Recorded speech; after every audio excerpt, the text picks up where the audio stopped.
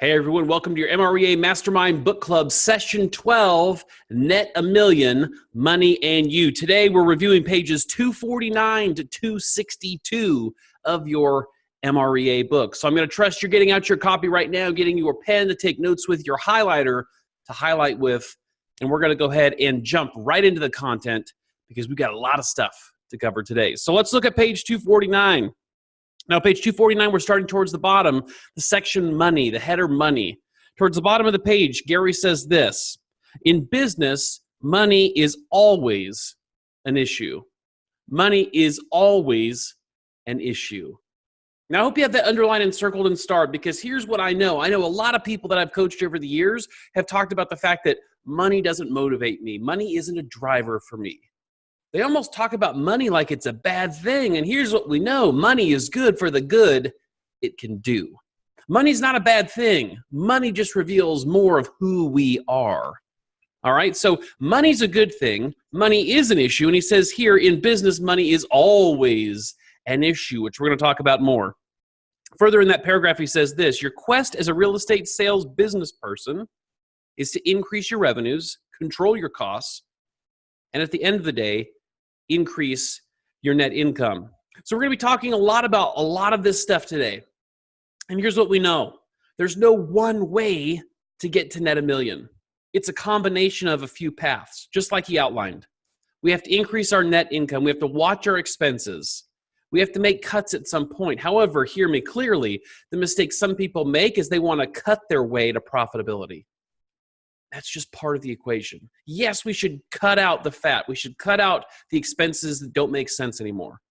But we can't just rely on cuts, because at some point you cut down to the bone and there's nothing left to cut or remove.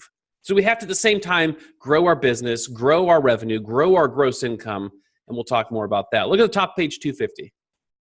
Top of page 250, he says this: much of the difference between having a business that earns $1 million and one that nets $1 million is often centered on two monetary disciplines.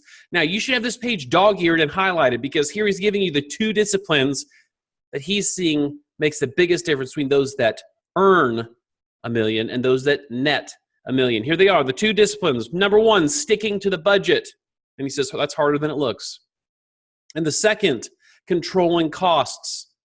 And he says that's easier than it sounds. So we need to stick to our budget and we need to control our costs. Ultimately, that all starts with having a budget, which we've already gone over the budget model. Hopefully you've taken the time by now to come up with your budget for your business. But bottom line, we need to stick to our budget and we need to control our costs.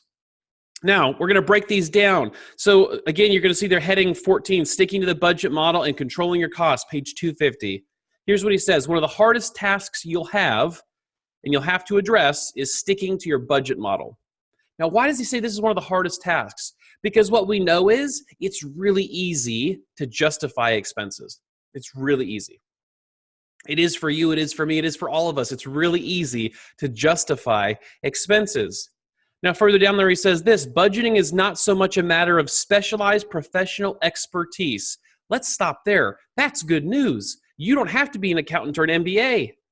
He says it's not so much specialized professional expertise as it is about a little know-how, some experience, and, underline this last part, some discipline. You don't have to be an accountant to be effective here. You don't have to be a numbers person, if there even is such a thing, to be effective here. What he's saying is you need a couple things. So a little know-how, just a little. You just have to have a basic understanding of how these numbers work, a little know-how. Some experience, because experience is the best teacher, and most importantly, the most important part of the sentence, some discipline. Some discipline. We'll talk more about that. Further down, whether you or your personal office manager handles the budget, you will ultimately be responsible for reviewing it and authorizing any unbudgeted expenses. So I want to ask you, in your business right now, when you have an unbudgeted expense, it doesn't mean good or bad. We're not talking about good or bad on the expense. We're not judging the expense here in this example. When an unbudgeted expense comes up, what's your process to approve it? Or do you have one? Do you just spend the money because you say we have to? Or do you have a process? Does your business have a process that you follow and that your team members follow anytime there's an unbudgeted expense that they have to go through for approval. We'll talk more about that. This means you need to understand your budget model and your economic model, basically the relationship between all the variables from your gross revenue to your net income. So gross revenue, top line, where the money comes in through paying the expenses, down to the net revenue, the net income. He's saying these two things help you understand the gap between those 2 points in your business. And unfortunately, there's a lot of agents who don't take the time to understand that gap. And that's why they have a big number on the top line and a pathetic number on the bottom line, because they're not minding their business in between those 2 points. Further down there, he says this: the bigger your business gets, the more detailed your budgeting process can and should be. What he's saying here is this: if you're a single agent, if you're by yourself, your budgeting process is probably straightforward and simple. As your business grows, so does the complexity of your budgeting. It doesn't mean it's going to be insane or impossible, but what it means is, what he's saying is, there's more layers, there's more depth, and there's more detail, or there should be. As your business grows, so does the complexity of your budgeting and your budget model. Now, bottom of 250 going on to 251, he says this: strive to put the budget model and systems in place as early as you can. Don't wait until you have a team. Don't wait for any threshold or level on the rung of the path to the 7 levels. He says do it as early as you can. Then, over time, you become more and more proficient with them. You understand that when we learn a language, we don't jump straight into the deep end and guess at things. We don't jump straight into the deep end and listen to full conversations and get anything out of it. No, we start with small, bite-sized chunks, simple things. Baño, cerveza. We start with simple things. You get what I'm saying? We start with simple things, and we build on it, and we build on complexity with it over time. Exactly what he's saying here. Start early, start small. Get comfortable with the way the process works. Then as your business grows and the complexity that comes with that shows up, you can continue to grow with it. It's a lot easier to start early than it is to retroactively go back and start over. Now here it says on the 251, the next paragraph, but keep it simple. I love that sentence for so many reasons, but especially here, underline that one, but keep it simple. You don't need to rush out and enroll in an MBA accounting program. That's good news for all of us. Do an annual budget, stick to it, review it monthly or weekly. Underline that part, guys. Because just like your business plan, doing something one time in the year and never coming back to it or looking at it again does you no good. So what he's saying here is come up with your budget model, do an annual budget, and then review it monthly or weekly. Now, here's the debate. How often should we review it? Is monthly or weekly the right thing? Because he says both in there. And the answer, both are right. Both are right. Here's what we know. If you're not used to this process, if you don't yet have this discipline built in, if you don't have this habit built of reviewing a budget model, then maybe you start getting it in place, the budget model, and then reviewing it monthly. Maybe you start there. What I can tell you is as your business grows and it gets more complex and there's more expenses and there's more moving parts, reviewing that budget weekly becomes incredibly strategic. Reviewing it weekly becomes incredibly strategic because just like with our 411, a weekly review gives us 52 checkpoints throughout the year to monitor, observe, ask questions, make modifications, tweak. 52 checkpoints throughout the year to where if something's getting out of whack or out of hand, we have 52 chances throughout the year to take immediate action, make quick change, and get things back on track. Just like your 411, those 52 checkpoints are the big difference maker between achieving our goals and simply writing them down once a year and hoping that we get there. 52 checkpoints, weekly checkpoints. As your business grows and the complexity does with it, 52 or weekly checkpoints are going to be crucial to your business, especially as we go into a changing market, either up or down. Looking weekly at your budget allows you to be very nimble, and it's going to allow you to have a sustainable business while protecting your net income, which is the goal. Now he goes on to say this. He's saying we're doing that check-in monthly or weekly, and we're paying serious attention to any variances. A variance is simply something that's out of budget. Now, When I was running a market center for Keller Williams, this was a discipline that it was beat into my brain by the role, and I'm so grateful for it. We had to do the very same process for the market center, and we had to review on a regular basis any variances, any budget variances. And our process was any budget variance had to be approved by 3 levels of leadership.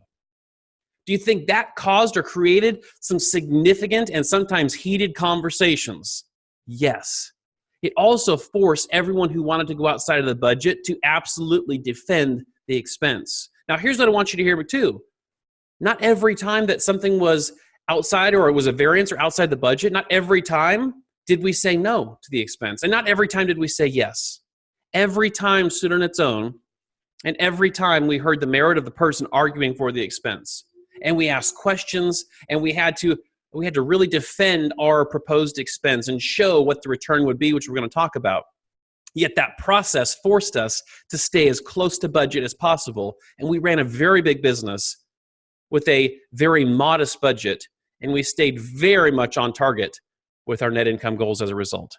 He keeps going there. He says, this level of awareness will help you make more accurate cost projections and know where your money is going sooner.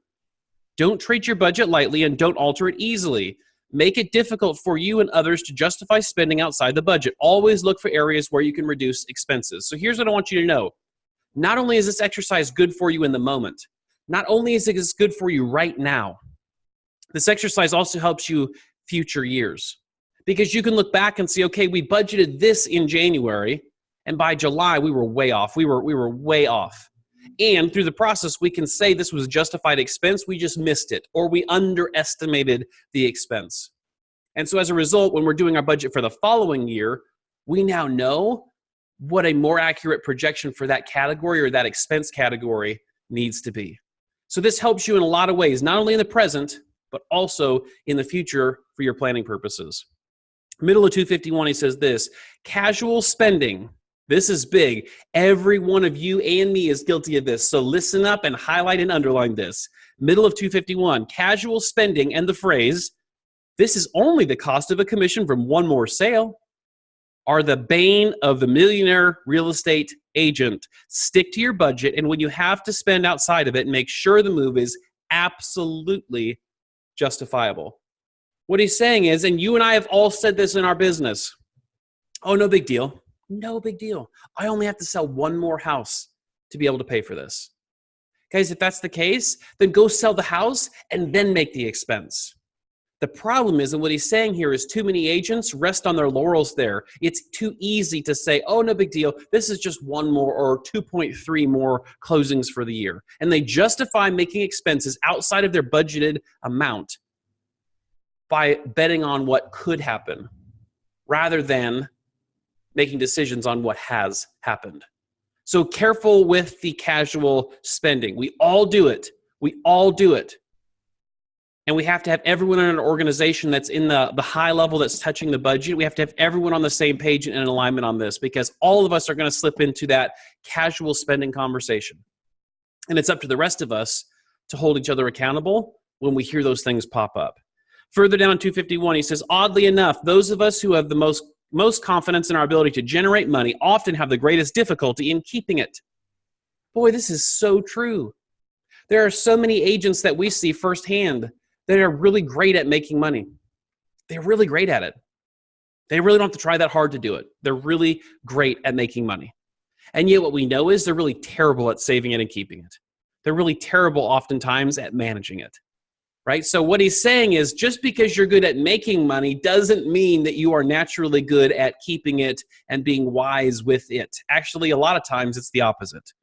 Now he goes on to say this, when you build in systems and processes, they tend to serve two purposes. So we've talked a lot about systems and processes in this book. We've talked about it from the E-Myth in previous sessions. When you're building in systems and processes, he's saying they're serving two purposes. First, they help you keep your good habits and do the right things. That's a good thing. They help you keep your good habits and help you do the right things. Second, they make it very, very difficult to regress into old bad habits and do the wrong things. So think of it like this. Think of systems and processes. What he's saying is they help you do the right things, and they also act like guardrails on the highway to keep you from doing bad things. They keep you in your lane. They keep you from veering off course. They provide stopgaps to make sure that you don't get too far off your path, and they raise red flags when you do so that you can purposefully get back on course. Now look at page 252. Top of page 252, he says this. One easy example of this is to separate your deposit account from your operating account. Guys, this is big. If you take one thing away from this session, if you only take one thing away, this would be the thing I'm going to challenge you to take away and put into practice now. Not later, not when your business gets to a certain point. Start it now. If you're a single agent watching this, start this now. If you're a team watching this and you haven't done this yet, start this now. It doesn't matter what level of production you are. It doesn't matter what your team structure is or isn't. Start this now if you haven't. Here's what he's saying. Separate a deposit account from your operating account. Only transfer enough into your operating account to cover that month's budgeted expenses. We're going to unpack this, so we're going to read it and then we'll unpack it, so stick with me. Only transfer enough into your operating account each month to cover that month's budgeted expenses. Then set a business standard for you and your staff to avoid exceeding that amount, meaning to avoid exceeding spending that budgeted amount. And if it appears you need to exceed your budget, require a variance justification, a written form. Does not get to be technology-based, a written form. Why written? Because it requires people to think more than technology does. Somebody having to fill out a written variance request form requires them to think about what they're requesting more than sending a quick email. That must be reviewed before the money can be transferred to the operating account to cover those additional costs. Here is what he's saying. This is huge. Too many agents, when they've built their business, whether it's just them still or whether it's lots of layers up. Too many agents, when they have the commission check deposited, they're commingling their accounts, which is absolutely asinine. It's not your money yet. Too many agents have that commission check deposited into their account, and they spend based on what's deposited into their account. As a business owner, what we know is that's not your money. That's not your money. You don't get to touch that money. That's your business. That's your team. That's your company's money. That's your business or organization's money. It's not yours yet. What he's saying is separate two accounts. I still do this to this day. Have a separate account where your commission checks are deposited or your pay for whatever you do is deposited. Out of that account, transfer a set budgeted amount. What are you going to pay yourself in salary? Guys, your accountants will love this. I'm not an accountant. I don't play one on TV. Talk to your accountant about this. Don't take my advice. But what I can tell you is your accountants will love this because this is the way big boys and girls do business. This is the way big business does business. Revenue goes into an operating account. Out of the operating account, you are paid a fixed salary based on what you determined at the beginning of the year you are worth. You're also out of operating account transferring, which is a part of that transfer out of the operating account because your salary is an expense. You're also transferring the total budgeted amount for the monthly expense to operate your business. So income or commission dollar goes into the operating account.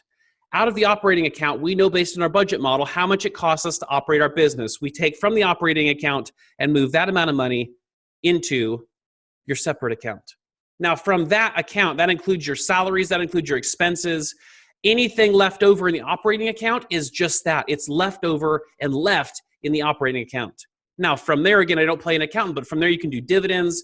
You should also have 3 to 6 months worth of reserve operating expense in that account. Lots of detail we can go into here, but start here. Separate your accounts. Have your income going into an operating account. Do not touch the income going into the operating account. It's not your money yet. It's your business's money. Then out of the operating account, transfer your budgeted monthly expense each month.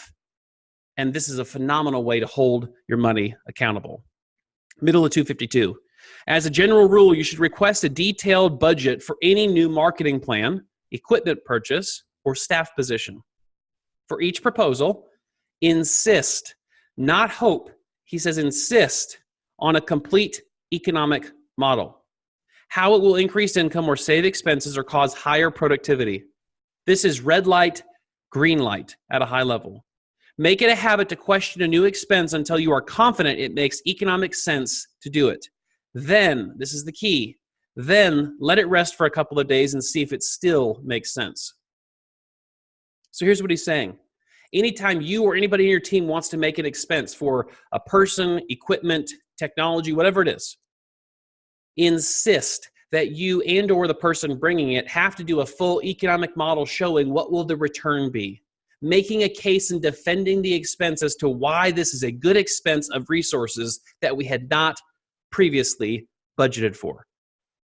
Then once you've made that case, question it like heck. That's what he's saying. Question the crap out of it. Dig deep. Play devil's advocate. Question it. If it survives that level of scrutiny, then sleep on it for a couple of days. And if it still makes sense after a couple of days, then you probably have the green light. His point is figure out and put in place this process for protecting yourself against discretionary and unbudgeted expense. Further down there, 252, he says, listings and lead generation are urgent matters. However, spending money should always be a deliberate enterprise. So he's saying listings and lead generation, they're absolutely urgent matters. However, spending money should always be a deliberate enterprise. It doesn't matter how many listings and leads you have. If you're outspending your listing and lead generation, you don't have a business and you won't be in it long. Our spending has to be or needs to become, if it's not, deliberate. Meaning we have to take this approach to it, this purposeful approach of defending unbudgeted expenses, asking really great questions, taking time to sleep on it, and documenting everything we're doing so that we can plan even better for the following year. This is what businesses do. Now, look on page 253 under the U section. 253 under the U section. When you get down to it, your millionaire real estate agent business will ultimately be a reflection of you. If it is to change, improve, and grow, you will have to too. In fact, your growth will actually come before the growth of your business. Your ability and willingness to work on yourself will in large part determine how far you and your business go. Now, as you guys may or may not know, I'm a certified John Maxwell teacher, trainer, and coach. And through that process, I've gotten to spend a lot of time with John, and he's an incredible human being. One of my favorite laws that he teaches is called the law of the lid. And that's exactly what this section reminds me of. What he's saying is your lid, your leadership ability becomes the lid on the achievement of your organization. Here's what he means by that. Let's say leadership is judged on a scale of 0 to 10, 0 being an infant that can't speak, and 10 being the best leader of all time. All right, that's our scale. Let's just pretend, for argument's sake, your leadership, if you were really going internal and really being honest with yourself, let's say you rank your leadership at a 6 out of 10.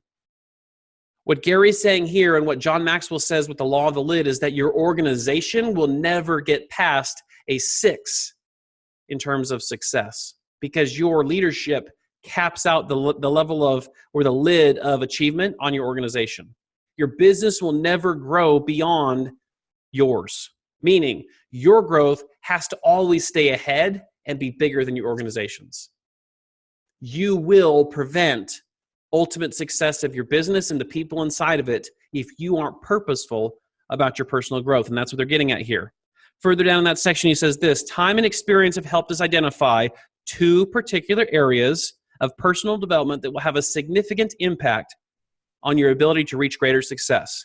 First, your ability to maintain your focus on the 20% of the business that matters the most. We'll talk about this more. And your ability to maintain some sense of balance in your life so you'll always have the energy you need to pursue your goals. So focus and balance are the 2 areas. Okay? So bottom of 253 going on 254, he's talking about staying focused on the 20%. Guys, and there's a lot here. We're just going to touch on a few things. What he's talking about here, this 20% concept, comes from the Pareto principle, or the 80-20 principle. And Pareto was an economist. If you guys haven't read The One Thing, you should read The One Thing. They go deep into this. It's a big part of The One Thing. Pareto was an Italian economist, saw that a lot of the wealth, majority of the wealth, was held by a smaller group of people in his country. So he devoted his life, essentially, to researching this phenomenon. And what he found, and I'm giving you a very condensed version, read The One Thing. What he found was 80% of the wealth in his country was held by 20% of the people. And what he also found through his life of research was this same 80-20 principle applies everywhere else in life. Meaning, 80% of the sales in your market are done by the top 20% of the agents. What it means is that 80% of your success comes from 20% of your activities. The 20%, the top 20%, the most important activities that you do will produce 80% of your results. And so what he's talking about here is having a laser focus and extreme clarity around what is your top 20%. What's the highest and best use for you and your organization? What are the most important things you do every day that have the biggest impact on the growth and success of your company? So having clarity on what those are, and then having laser and extreme focus on those things and blocking out everything else. So on 254, he says this: it will increasingly become a challenge to stay focused on the cornerstones of your business, leads, listings, and leverage. The busier you get, the busier you get. This is a truth you will definitely come up against. What he's saying is there will always be things vying for and competing for that time. And the bigger and busier you get, the bigger your business gets, the more things it seems want to compete for that time. So as you go through this process of personal growth and then your business growth follows as a result, there's going to be more and more things vying for that time and focus. And so what you're going to have to do is be very purposeful. What he's saying here is know ahead of time. Be prepared.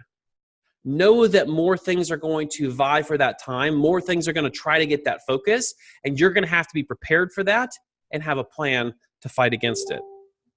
He says further on there, down on the bottom above figure 7, it's really about having goals, knowing priorities, and doing the important things first. It's about having goals, knowing priorities, and doing things first. Page 255, he says it all begins by recognizing you really only have two choices regarding focus: to be focused or to be unfocused. Those are your choices. There's no middle ground. There's no halfway point. You're either focused or unfocused. He goes on to say on the top of 255, to be successful at high levels, being focused is the only way to be. One method you can use to gain focus for you and your team is a process called the Goal to Action 20% system. This is a very simple 4-step process that can give your business the focus it must have to achieve big. Now, what you're going to see there on 255, figure 8, starts and gives you the overview of how this Goal to Action 20% system works. This system is incredibly effective because it's incredibly simple. And in a day and age where we want fast and sexy and cool and tech-based, what I'm finding, and I'm sure you are too, that I'm gravitating back towards some of the analog stuff like this that actually works. Okay, it actually works. So figure 8 on 255 is your overview. How does this process work? Then on 256, you're going to see an example of what the simple worksheet looks like to help take you and your team members through this process. Page 257, figure 10, is your master task list, 80%, like your to-do list or to-done list, right? And then 258, figure 11, is your daily worksheet, where you get real clear with what has to get done today. Now, 259, he says, focus becomes increasingly possible in direct proportion to how clear you are about what you want, when you want it, and what you must do to get it, and how well you have blocked out the time on your calendar so you can. Guys, this is not complicated. This is extremely simple. And yet, most of us make it complex, and as a result, we don't achieve what it is we're capable of. This is a simple process that we can walk through and implement today in our business if we choose. On 259, section, counterbalancing your life to maintain your energy at a high level. Again, a lot of this is covered in the one thing, so we're just going to touch on a few pieces of it. Here's what he says. I found that it's healthier to attempt to lead a counterbalanced life, where the issue isn't that you got out of balance, but how long you stay there. Now, I want you to underline that because he's talked about that in the one thing. If you haven't read it again, go read it. But let's just take this at face value. What he's saying is it's healthier to attempt to lead a counterbalanced life. It's not about are we balanced. It's about how long will we stay out of balance. He goes on to say, implicit in the label is an acceptance that at times your life will be out of balance. So here's the deal, guys. You hear people talking about all the time, work-life balance. 10 steps to get your life in balance. 7 ways to avoid being out of balance. And what he's saying, and what I found to be true, and possibly you have too, is that a balanced life is an absolute myth. There's no such thing. To Gary's point here and in the one thing, we're constantly counterbalancing.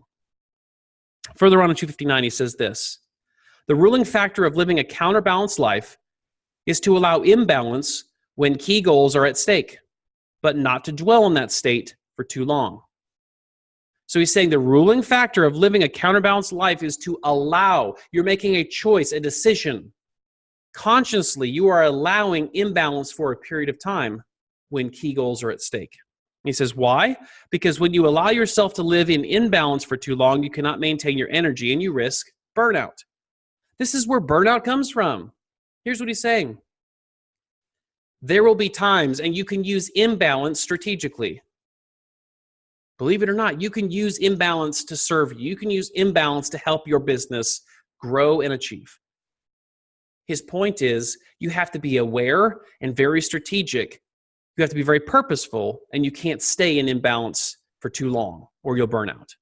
And this is where we see people all around us fall every single day, and they fall victim to being out of balance and they burn out. And relationships suffer or end. The business that they have becomes less than what it could be. It's not profitable. They start to resent the business and the industry. Nobody got into the business thinking, I hope that I can get burned out. I hope so much that I can work so hard that I can absolutely be miserable and burn out in this business. Yet we all know, you're thinking, you're sitting there smiling right now when I say that. Yet the truth is, how many people actually do? What we know and what Gary's telling us here is they're not strategically using imbalance to push and prod themselves. They're not using imbalance strategically, purposefully, to move them back on track or closer to their goals, but also being aware of when it's time to pull back and counterbalance the other direction. Bottom of 259, he says, you'll need to not only maintain your energy, but to maintain it at a high level. High energy is not something you can be forced for any length of time. You can't force high levels of energy. You also, it's not healthy to live on energy drinks every day, right? When's the last time you showed up to what you're doing and you were so freaking pumped and you look down, you realize you hadn't had any caffeine? You were so excited that you were high on life. Yes, that's actually a thing. Your endorphins were pumping so much because you were so intent on doing what you needed to do that day. You were so clear with why you were doing it, that you were so jacked up and jazzed that you were flying through the day. Not because you had 6 Red Bulls before. Not because you were being forced to do it, but because you had high energy. You can't fake high energy. That's his point. Page 260. Second full paragraph. For high achievers, the counterbalancing challenge lies between the work and non-work aspects of life. The truth is, there will be times when work is the priority and you'll have to make hay while the sun shines. But if you stay overworked and out of balance for too long, you must understand that your energy level will sink and the risk of burnout increases. Further down, when you feel this energy drop, you need to recognize the need to counterbalance your life.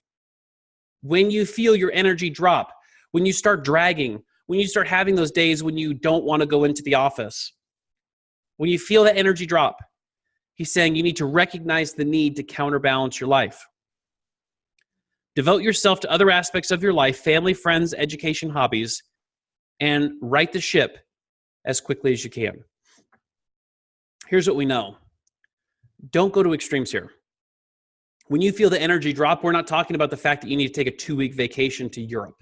Now, if you have the means and the time and your business is operating at the level it should, then cool, go for it. But don't go to extremes. When you feel the energy drop, maybe it's taking a half day to just get the heck out of the office. Leave your cell phone at the office. Not think about work and go do something that gives you energy. Go spend time with people who give you energy, but get out of the headspace you're in to recharge your batteries. Don't go to extremes. He's not saying cut and run for weeks or months or years. Sometimes all it needs to be is a half a day where you just check out and you come back refreshed with new perspective. The point here he's making, we need to be the best insightful people we can for ourselves. When we feel the energy dropping, because sometimes we're the only ones that are going to know. When we feel the energy dropping, we need to be our own best advocate and step up, check out, go take a walk, go sail a boat, go spend time with your kids or your wife, whatever your thing is, whatever gives you energy. Only you know when you feel the energy drop, and you have to be your biggest advocate and make the decision to go check out for a little bit of time to recharge your batteries and get back to peak state energy. Page 261. This is where we're going to wrap it up. He says, leverage is an essential key to leading a counterbalanced life. And counterbalancing is absolutely essential if you plan to take your real estate sales career to the highest levels and maintain your success for the long term. When you see a successful person who appears balanced, please realize it's an illusion. What you're seeing that appears to be balance is really just fast and timely counterbalancing. Counterbalancing done this way is just as healthy and fulfilling as the so-called balanced life. So guys, here's what we know. We know that there is no such thing as true balance. There's no such thing. We know that it's actually people who have gotten very good at monitoring themselves, knowing when their energy level drops, and being very quick to counterbalance, to keep themselves on a straight line and on the growth trajectory that they choose to be on. So guys, I hope this was beneficial. This was session 12, Net a Million, Money in You. Thank you for being with us today. We'll see you next week.